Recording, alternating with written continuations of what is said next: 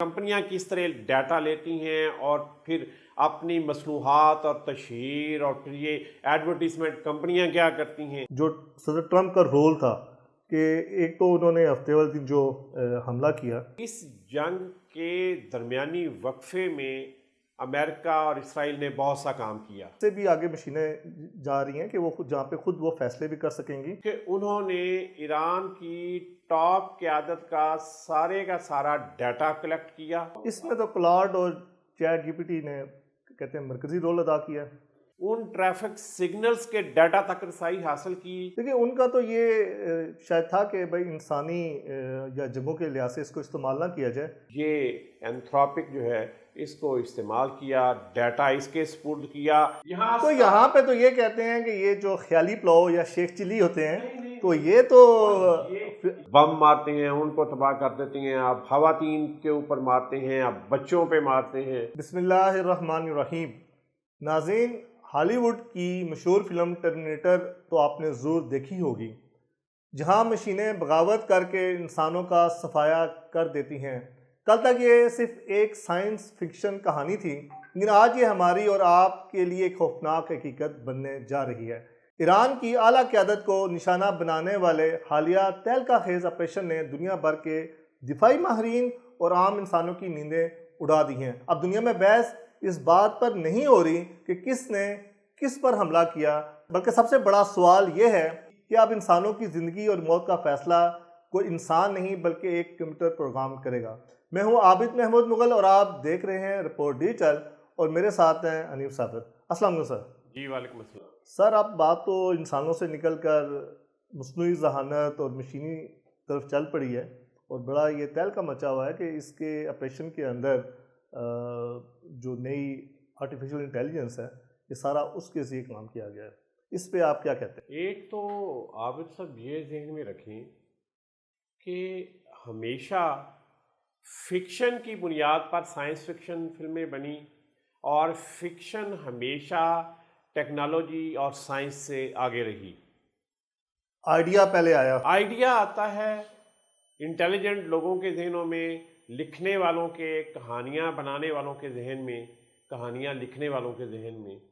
तसव्वुरात की दुनिया, जिनकी फ्लाइट ऑफ फैंसी जो है ना जी, तसव्वुर करने की और चीज़ों को अपने तख़य्युल में बनाने की सलाहियत जिनमें ज़्यादा होती है, वो कहानियाँ लिखते हैं।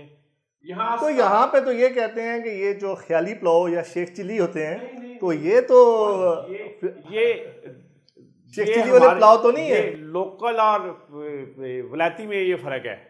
यहाँ पे ख्याली पुलाव पकाए जाते हैं। ये ख्याली पुलाव, अच्छा ख्याली पुलाव भी तो एक बड़ी कमाल की चीज़ है ना, कि आप तसव्वुर में कहाँ से कहाँ पहुँच जाते हैं। देखिए, आपके और मेरे बचपन में एक टीवी पे फिल्म चलती थी स्टार ट्रैक, याद है? स्टार ट्रैक तो उस वक्त तो एआई का दौर नहीं था, लेकिन आप ज़रा तसव्वुर करें कि वो स्टार ट्रैक क्या थी। आइडिया पहले आया, और ये सैटेलाइट की दुनिया से जंगों का तसव्वुर बाद में आया। अच्छा देखिए, स्टार ट्रैक कोई एक ही चीज़ नहीं है।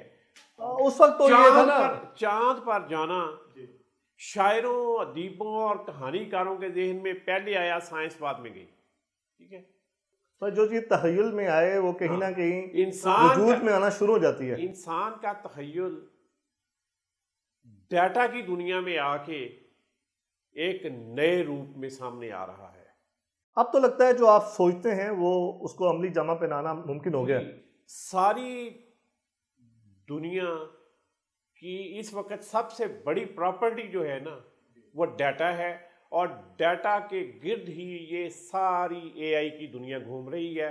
डाटा तो सब ब्लैक गोल्ड लेवल के। जी, हमारे यहाँ पे भी आप देखें किस तरह नादरा का डाटा लोगों के पास जाता है, और मोबाइल कंपनियों का डाटा लोगों के पास वो तो 500-500 रुपये में बिक जाता है। और मोबाइल कंपनियां किस तरह डाटा लेती हैं और फिर अपनी मसनूहात और तशहीर और फिर ये एडवर्टीजमेंट कंपनियां क्या करती हैं, सारा डाटा पे चल रहा है। कंपनियां, ये सारा डाटा की बुनियाद पे चल रहा है।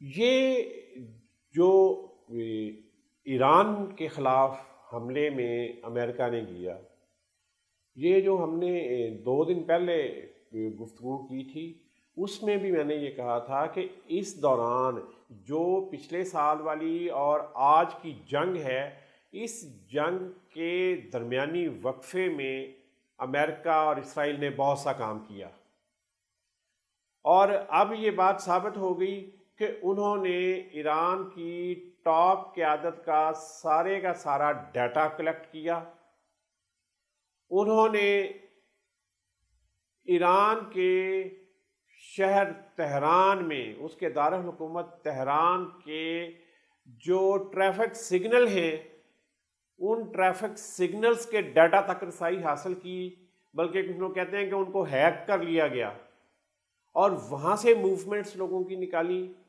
لوگوں کی جتنی کنیکٹیویٹی تھی ٹیلی فون کے ذریعے، موبائل کے ذریعے، کسی سافٹ ویئر کے ذریعے، ان سب تک رسائی حاصل کی، اور وہ سارا ڈیٹا پھر انہوں نے 2-3 AI کمپنیاں ہیں اور AI پلیٹ فارم ہیں وہ استعمال کیے اور ڈیٹا ان میں ڈالا، اور پھر آگے جو ہوا اس میں تو کلاڈ اور چیٹ GPT نے کہتے ہیں مرکزی رول ادا کیا۔ جی، کلاڈ نے اس میں مرکزی کردار ادا کیا، پھر پالنٹیر ایک کمپنی ہے، وہ اس کی پیرنٹ کمپنی ہے نا؟ ہاں جی، بنیادی کام ان کا ہے نا، انہوں نے اس میں زیادہ کردار ادا کیا، یہ ڈیٹا سارا ان کو دیا گیا۔ دیکھیے ان کا تو یہ شاید تھا کہ بھائی انسانی یا جنگوں کے لحاظ سے اس کو استعمال نہ کیا جائے، لیکن یہ پھر بعد میں کچھ ٹرمپ نے بھی اسٹیٹمنٹ دی کہ بھائی اس کو استعمال نہیں کریں گے، لیکن وہ تو مکمل طور پر جو ان کے فوجی ذرائع تھے یا جو ان کے فوجی آلات تھے اس میں تو مکمل طور پر پہلے سے استعمال کر رہے تھے۔ وہ نہیں، وہ ایک ہے اینتھروپک، ٹھیک ہے، اینتھروپک استعمال ہو رہی تھی پہلے سے امریکن فوج کے پاس اور امریکن دفاعی اداروں کے پاس AI اینتھروپک جو ہے وہ استعمال ہو رہی تھی، لیکن اس کا جو انسانی استعمال ہے جنگوں میں، اب ہوا یہ کہ جب ایران پر حملے کا پلان بنا تو ٹرمپ نے یہ کہا کہ اس کو حملے کے لیے استعمال کیا جائے، تو کمپنی کے CEO نے کہا کہ ہم اپنا مصنوعی ذہانت کا ڈیٹا اور مصنوعی ذہانت کا جو سارا سسٹم ہے وہ اس کام کے لیے اور انسانوں کے قتل کے لیے استعمال کرنے کی اجازت نہیں دیں گے، تباہی کے لیے اجازت نہیں دیں گے۔ اس کے انکار کے بعد ٹرمپ نے اینتھروپک پر 26 فروری کو پابندی لگائی، لیکن وہ سارا کچھ ان کے پاس موجود تھا، وہ یہ کہا گیا کہ اس سارے کو جو ہے اب اس کا استعمال دفاعی ان کے ادارے جو ہیں ان میں بند کر دیا جائے، لیکن اس سارے چکمے میں کمپنی یہ سمجھتی ہے کہ جی یہ صدر نے اس پہ پابندی لگا دی ہے اور اب کہہ دیا ہے کہ یہ استعمال نہیں ہوگا تو استعمال نہیں ہوگا، لیکن ان کے پاس اس کی ایکسیس تھی، سارا کچھ موجود تھا، ڈیٹا اس میں موجود تھا، انہوں نے یہ اینتھروپک جو ہے اس کو استعمال کیا، ڈیٹا اس کے سپرد کیا، ان کمپیوٹرز نے، اس AI نے اس سارے ڈیٹا کو پروسیس کیا، سیکنڈوں کے حساب سے ٹائم نہیں نکالا، مائکرو سیکنڈ بلکہ ملی سیکنڈ یا پتہ نہیں کہ اس طرح کی انتہائی مائنیوٹ قسم کی بہت ہی چھوٹا جو ٹائم پیریڈ ہے اس کے حساب سے اس سارے کو آپریٹ کیا گیا۔ اس کا مطلب یہ ہوا مشینیں نہیں دھوکہ دیتی، انسان دھوکہ دیتے ہیں۔ مشین میں جذبات نہیں ہوتے، مشین سوچ نہیں سکتی، وہ کمانڈ پہ عمل کر رہی ہے، وہ کمانڈ پہ عمل کرتی ہے، لیکن اب تو وہ ڈیٹا پروسیس کر سکتی ہے، آپ اس کو یہ کہہ سکتے ہیں یہ لکھ دو، یہ بنا دو، یہ کر دو، لیکن اپنے طور سے وہ فیصلہ نہیں نہیں کرتی۔ خیر اس سے بھی آگے مشینیں جا رہی ہیں کہ وہ خود جہاں پہ خود وہ فیصلے بھی کر سکیں گی، لیکن ظاہر ہے ان کی ان پٹ جو آپ نے کی ہوگی اس کے حساب سے ہی وہ فیصلے کریں گی۔ علامہ اقبال نے بہت عرصہ پہلے لکھا تھا، ہے دل کے لیے موت مشینوں کی حکومت، احساس مروت کو کچل دیتے ہیں آلات۔ یہ آلات جب انسانوں کے ہاتھ میں آتے ہیں جو تباہی پھیلانے والے آلات ہیں، تو پھر وہ احساس مروت، جذبات، ہمدردی، وہ سب کچھ کچلا جاتا ہے، وہ تہس نہس ہو جاتا ہے۔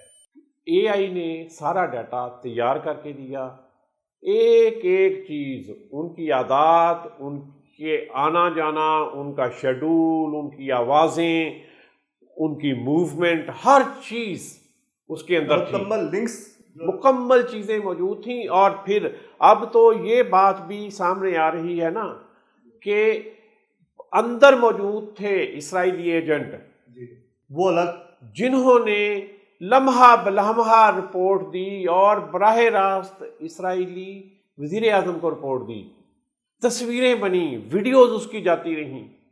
ایران کے اندر یہ بہت بڑا مسئلہ ہے۔ ایران مسلمانوں کا یعنی کہ واحد اسلامی ملک ہے یا سب سے بڑا اسلامی ملک ہے جس میں یہودیوں کی بہت بڑی تعداد آباد ہے، شاید اسلامی ملکوں میں سب سے زیادہ تعداد وہاں پہ ہے، اور وہ بہت عرصے سے، صدیوں سے وہاں رہ رہے ہیں۔ یہودی تو ہمیشہ معیشت پہ کنٹرول کرتے ہیں، ہاں، وہ عرصے سے وہاں رہ رہے ہیں، وہ معاشرے کا حصہ ہیں، لیکن جس طرح ہم لوگوں کو حرمین کے ساتھ، مکہ اور مدینہ کے ساتھ، اور جو ہمارے شیعہ بھائی ہیں، ہماری کمیونٹی ہے، ان کو جس طرح کربلا کے ساتھ اور ادھر ایک جذباتی روحانی وابستگی ہے، تو یقینی طور پہ یہودیوں کے اندر بھی ان کے اپنے مذہب، اپنی جگہوں، اس کے حساب سے ایک جذباتی وابستگی ہے، اور ان لوگوں نے اس جاسوسی کا کام کیا، اور یہ سارا عمل اس اندر سے جو حمایت حاصل تھی اس کے ذریعے یہ سارے کا سارا طے پایا، اور پھر اس سارے ڈیٹا کی بنیاد پہ سیٹلائٹ کمیونیکیشن ہوتی ہے، یہ اس طرح کی ڈیٹا کمیونیکیشن ہوتی ہیں، کمانڈز آئیں، اور ان جہازوں کو عین اسی حساب سے کہ کتنے جہاز جائیں گے، کیسے جائیں گے، کہاں سے فائر کریں گے، یہ سارا کچھ طے کیا اے آئی نے، اور اس کو کمانڈ دی ان کے کمانڈرز نے، ان کے جو اس سارے سسٹم کو مینیج کرنے والے لوگ ہیں، انہوں نے اسی حساب سے جو ڈیٹا ان کو دیا گیا تھا۔ اب دیکھیں، پہلا حملہ میں نے پہلے بھی آپ سے کہا ایک دو مرتبہ کہ ان کا پہلا ٹارگٹ تھا سید علی خامنئی، کیونکہ وہ ایران کی اور ایرانیوں کی وحدت کی اور ان کے اتحاد کی علامت تھے، تو سب سے پہلا ٹارگٹ یہ تھا۔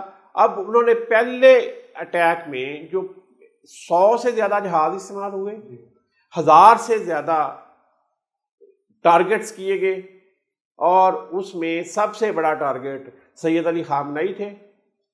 ان کا تو تقریباً سارا خاندان گیا نا، خامنئی صاحب خود شہید ہوئے، ان کی بیگم شہید ہوئی، ان کا بیٹا شہید ہوا، ان کی فیملی کے اور لوگ شہید ہوئے ہیں اس میں، اس تو پوری فیملی کو انہوں نے شہید کر دیا۔ لیکن ایران اور ایرانی قوم پہ کمال ہے کہ انہوں نے ذرا بھی لغزش نہیں آنے دی، اور جو بلکہ ان کا شاید خیال تھا کہ جب اعلیٰ قیادت کو ہم شہید کر دیں گے تو شاید اندر کوئی پھوٹ پڑے گی، لیکن اس میں کوئی شک نہیں ہے کہ ایرانی قوم نے ایک قوم ہونے کا ثبوت دیا۔ جو ان کے انٹرم پیریڈ کے لیے آئے ہیں، انہوں نے تو پہلے سے بھی زیادہ سخت موقف اختیار کیا ہے۔ انہوں نے کہا یہ تو ممکن ہی نہیں ہے کہ ہم جھک جائیں، یہ ممکن ہی نہیں ہے کہ ہم اس حالت میں مجبور ہو کے مذاکرات کی طرف جائیں۔ انہوں نے کہا جی ایران کو کسی حملے، کسی دباؤ اور خوف کے تحت مذاکرات پہ اور سرنڈر کرنے پر مجبور نہیں کیا جا سکتا۔ زبردست۔ تو یہ آج 3 دن ہوئے ہیں۔ اس میں دیکھیں سر، 2 چیزیں سامنے کھل کے آئی ہیں۔ ایک تو جو صدر ٹرمپ کا رول تھا کہ ایک تو انہوں نے ہفتے والے دن جو حملہ کیا، اس سے پہلے مذاکرات کا جال بچھایا گیا اور یہ تاثر دیا گیا کہ شاید منڈے کو جی مذاکرات ہوں گے۔ دوسرا، ٹیکنالوجی پہ وہ پابندی لگا رہے ہیں اور اس کے کچھ گھنٹوں بعد وہ آپریشن بھی کر رہے ہیں۔ تو یہ دیکھا جائے تو عالمی سطح پہ اب اخلاقیات کا تو کوئی جو علم بردار بنتے ہیں ان کی اخلاقیات تو یہ ہے۔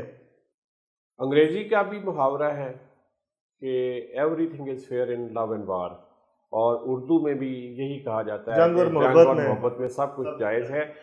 یہ کوئی یعنی کہ جنگ کی اخلاقیات صرف نبی پاک صلی اللہ علیہ وسلم نے طے کی تھیں کہ آپ ان چیزوں پہ ان لوگوں پہ کسی طرح حملہ نہیں کریں گے اور ان کو نقصان نہیں پہنچائیں گے. اس پہ اسلامی دور میں عمل بھی ہوا ہے. باقی دنیا میں کسی جگہ جنگ کی کوئی اخلاقیات نہیں ہے. آپ سکولوں کے اوپر مارتے ہیں، بم مارتے ہیں، ان کو تباہ کر دیتے ہیں. آپ خواتین کے اوپر مارتے ہیں، آپ بچوں پہ مارتے ہیں، آپ معصوم لوگوں کے اوپر مارتے ہیں، آپ مارکیٹوں کے اوپر آپ بم مارتے ہیں اور میزائل مارتے ہیں اور لوگوں کو دیکھتے ہی دیکھتے، جن بیچاروں کا کوئی قصور نہیں ہے، جو کسی سیاسی فیصلے میں شامل نہیں ہیں، جن کا ملکوں کے درمیان سفارتی اور سیاسی تعلقات میں کوئی دخل، کوئی رول نہیں ہے، آپ ان کو بھی مار رہے ہیں. یہ سفاکیت کی انتہا ہے. جی ناظرین، یہ صورتحال واقعی دنیا کے لیے ایک خوفناک ویک اپ کال ہے. آج یہ بات پوری طرح ثابت ہو چکی ہے کہ جدید جنگوں میں اب سافٹ ویئر ہارڈ ویئر سے زیادہ مہلک اور خطرناک ہو چکا ہے.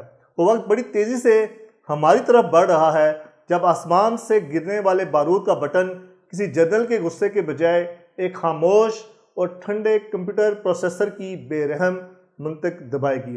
دنیا ایک ایسی خاموش دوڑ میں داخل ہو چکی ہے جہاں اخلاقیات ہار رہی ہیں اور الگورتھم جیت رہے ہیں. کیا ہم نے واقعی اپنی تباہی کا ریموٹ کنٹرول مشینوں کے ہاتھ میں دے دیا ہے؟